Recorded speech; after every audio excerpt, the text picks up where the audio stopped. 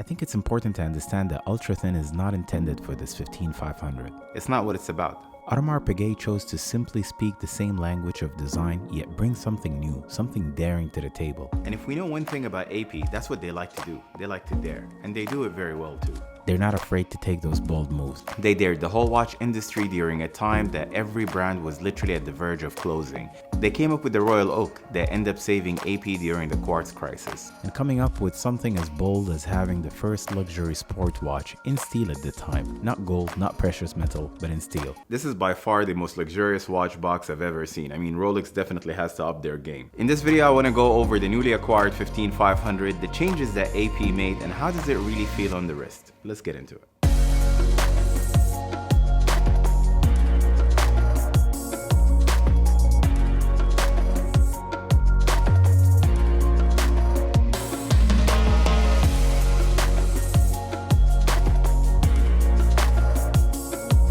It's worthwhile we look back at some historical facts for the Royal Oak to understand how this iteration arrived. 1769 is when the name and inspiration for the Royal Oak came about, for a shape that is actually inspired by a deep-sea diver helmet. 1971, the original Royal Oak was the reference 5402, was made and announced at Basel World in 1972. AP at the time made 4 series labeled from A to D. This is something I had to do a little bit of research on, but the letters basically correspond to the period of time the watch was made. So for instance, you have the A series that was produced between 1972 to 1975. In 2005, AP released the reference 15300 ST. This model had the most significant characteristics of design, with the AP logo placed at 12 o'clock position. The same case size was also in the legendary 15202, which was a preference of course for a lot of people and still is today due to the fact that the case is very thin. But generally now it's a preference over any other model. In 2012, AP released the 15400 as an update to the 15300 ST, which was essentially the same except minor differences on the case. It was a 41 instead of a 39, which is the same case size that is on this guy, the 15500.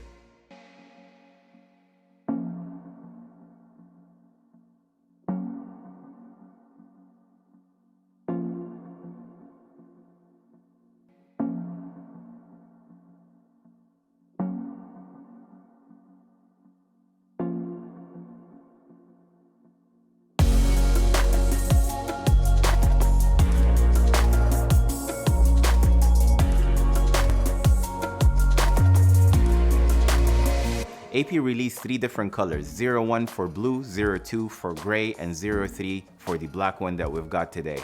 If it was my choice, I would have definitely gone for the blue dial. I mean, the way it captures the light, it just gives you different shades of blue.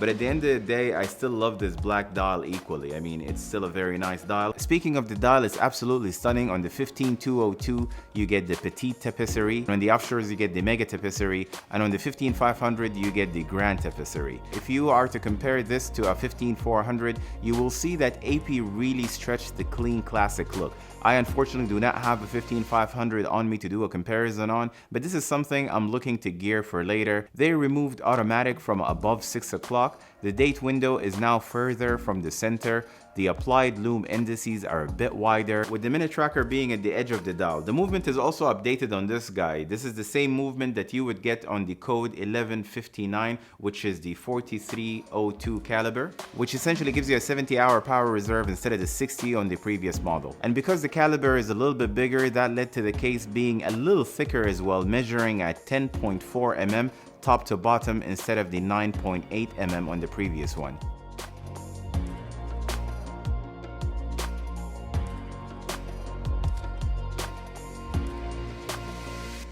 To some AP hardcore collector, of course, this is a big deal. It's a little bit thicker. But for me personally, jumping off from Rolex and being a first-time AP owner, I'm not bothered at all. I think this is a beautiful watch the same way it is. And I can appreciate this thickness gives you a better caliber and a better updated movement. So I'm not fussed about it. I'm not bothered at all. I think it's just perfect the way it is.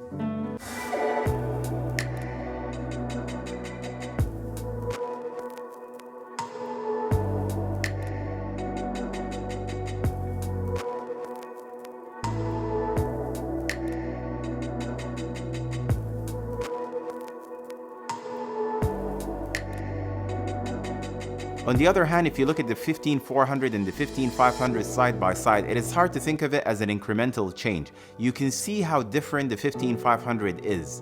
They both share the same satin polish finish and the integrated bracelet, which is absolutely beautiful. It's a work of art, and the stainless steel that gives this three-dimensional appearance. The first thing I have noticed when I put this beauty on the wrist is the way light reflects off the polished bracelet. I mean, it literally shines and plays with the smallest amount of light. That of course added to the 41K size, it gives great presence to the watch on the wrist.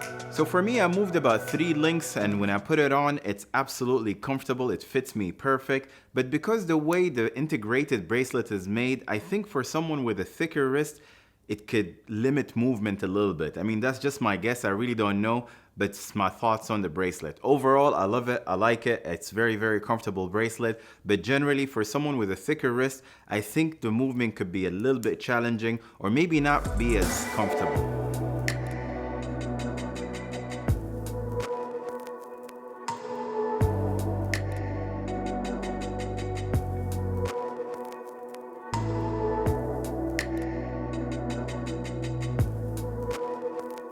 Now, even though the 15500 may be on the thicker side when comparing it to the 15400, it's still a thin watch in my opinion. It easily slips under shirt sleeves or dress it down. It's a true appeal of a luxury sport watch, and AP mastered the art of it.